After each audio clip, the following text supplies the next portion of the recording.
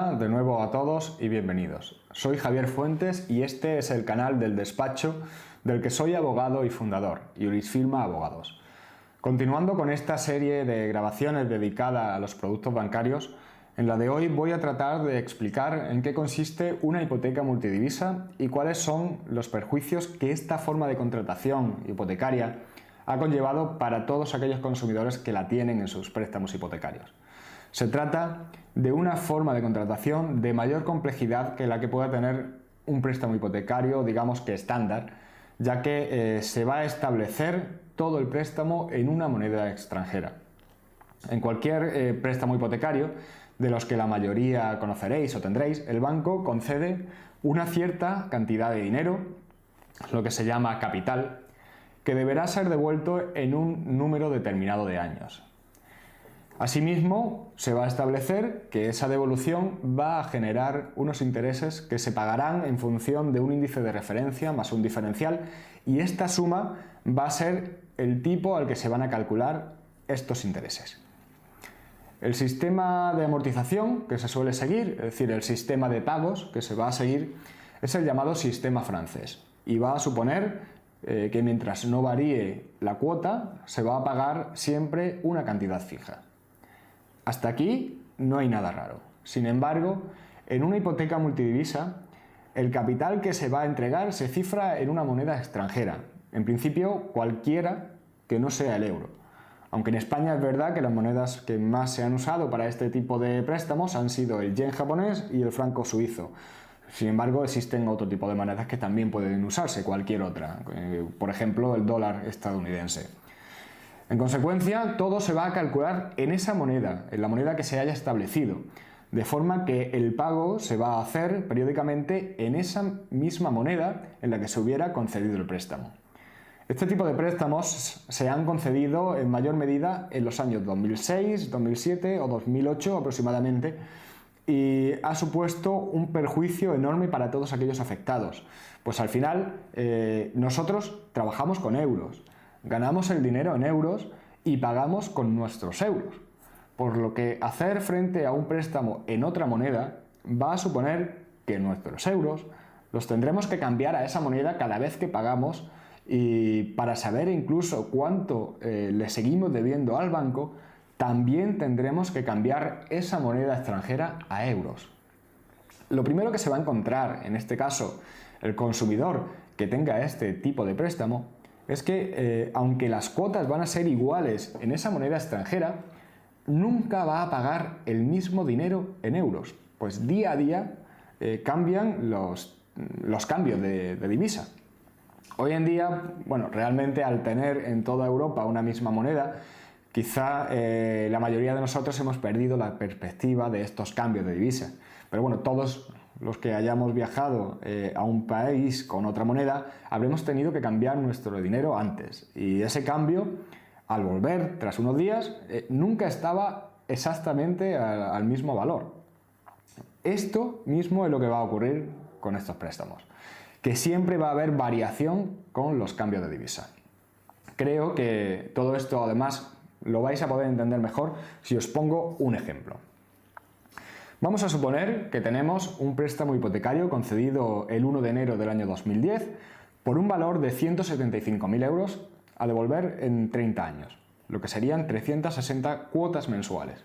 Este además sería un préstamo de lo más común tanto en el dinero que nos prestan como en el tiempo en el que hay que devolverlo.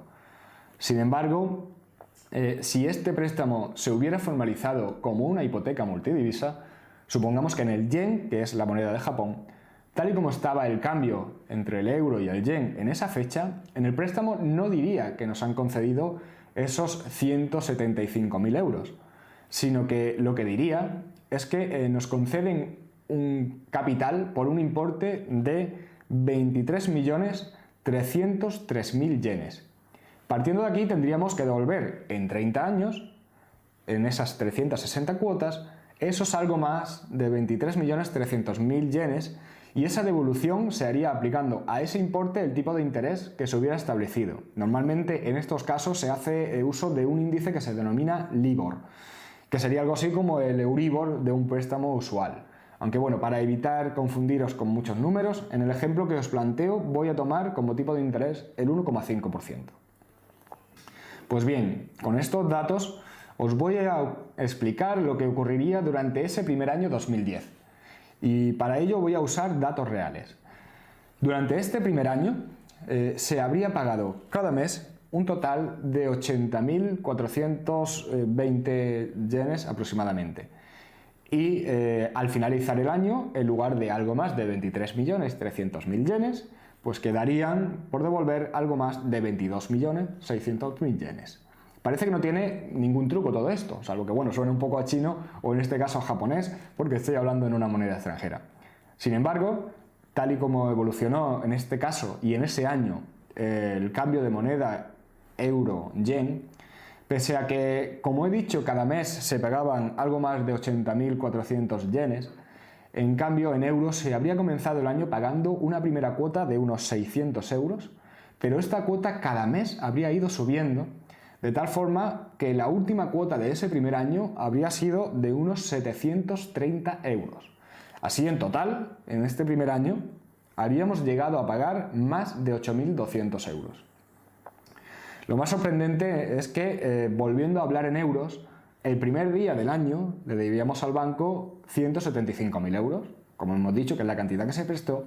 Sin embargo, después de haber estado pagando religiosamente mes a mes, hasta incluso un total de 8.200 euros durante ese primer año, cuando acaba este año, no le debemos al banco 175.000 euros. Lo normal es que le debiéramos menos cantidad. Sin embargo, en este caso le deberíamos más de 206.000 euros. Es decir, hemos estado pagando 8.200 euros y al acabar el año le debemos al banco 31.000 euros más que antes de empezar. ¿Por qué? Pues simplemente porque a lo largo de estos años el euro fue perdiendo valor respecto del yen. Y aunque le debíamos al banco menos yenes, se encareció tanto el yen que al cambio suponían muchos euros más. Y hablando de cantidades tan altas, como son las que figuran en cualquier préstamo hipotecario, cualquier variación en los valores de las monedas van a suponer varios miles de euros. No me gusta atiborraros de tantas cifras, pero sí quiero que veáis que estos cálculos son totalmente reales y creo que además ponen muy de manifiesto lo que están sufriendo todos los que tienen una hipoteca de este tipo.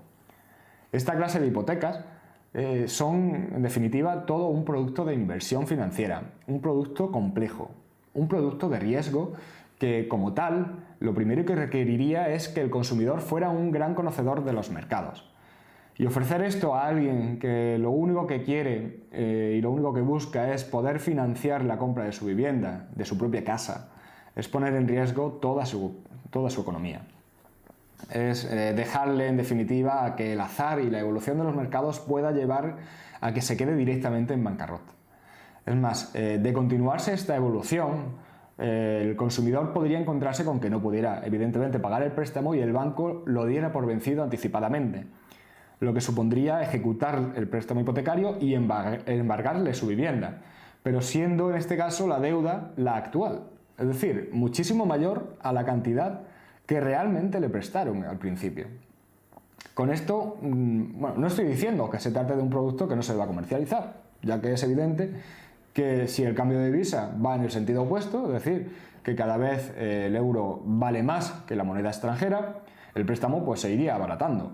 Pero lo que está claro es que este tipo de hipoteca, al igual que las inversiones de todo tipo, pues requiere un gran conocimiento por parte del que lo contrata y, evidentemente, si ya para poder plantearse este tipo de contrato el consumidor debe ser poco menos que un experto en la materia, lo que está claro es que la información que el banco debe ofrecer debe ser amplísima y muy minuciosa. No solamente información a ofrecer, realmente el banco debe asegurarse mucho de que el consumidor queda totalmente informado de lo que va a suponerle este tipo de contrato, este tipo de préstamo hipotecario.